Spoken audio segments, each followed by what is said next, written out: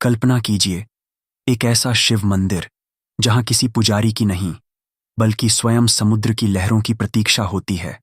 दिन में 2 बार समुद्र आगे बढ़ता है, भगवान शिव का जलाभिषेक करता है और फिर चुपचाप लौट जाता है।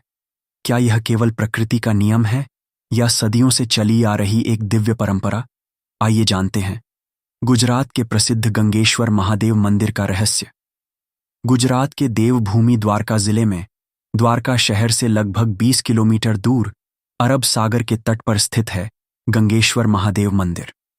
यह मंदिर आकार में भले ही बहुत विशाल न हो, लेकिन इसकी महिमा और रहस्य इसे भारत के सबसे अनोखे शिव मंदिरों में स्थान दिलाते हैं। दूर से देखने पर यह मंदिर समुद्र के बिल्कुल किनारे दिखाई देता है, लेकिन जैसे जैसे आप इसके पास पहुंचते हैं, आपको एहसास होता है कि यह केवल एक मंदिर नहीं बल्कि प्रकृति और आस्था का अद्भुत संगम है। इस मंदिर की सबसे बड़ी विशेषता है यहां स्थापित 5 शिवलिंग। ये पांचों शिवलिंग एक साथ विराजमान हैं और प्रत्येक का आकार थोड़ा अलग है। इन्हीं 5 शिवलिंगों को लेकर सबसे प्रसिद्ध मान्यता जुड़ी हुई है। स्थानीय परंपरा और लोक कथाओं के अनुसार महाभारत युद्ध समाप्त होने के बाद पांचों पांडव अपने जीवन के सबसे कठिन समय से गुजर रहे थे। युद्ध में विजय तो मिल गई थी, लेकिन अपने ही बंधु बांधवों के विनाश का दुख उनके मन में था। वे भगवान शिव का आशीर्वाद प्राप्त करना चाहते थे और अपने कर्मों के लिए क्षमा भी मांगना चाहते थे। कहा जाता है कि इसी उद्देश्य से पांचों पांडव इस समुद्र तट पर आए।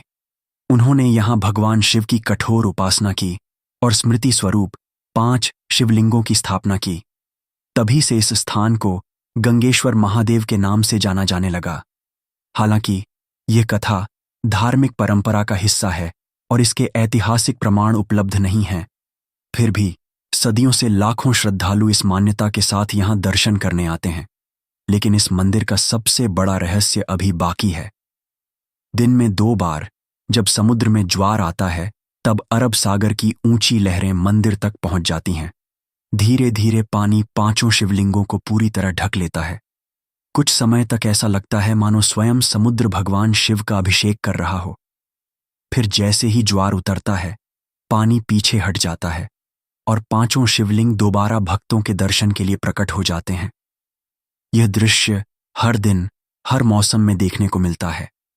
हजारों श्रद्धालु विशेष रूप से ज्वार के समय मंदिर पहुंचते हैं ताकि इस अद्भुत दृश्य के साक्षी बन सकें।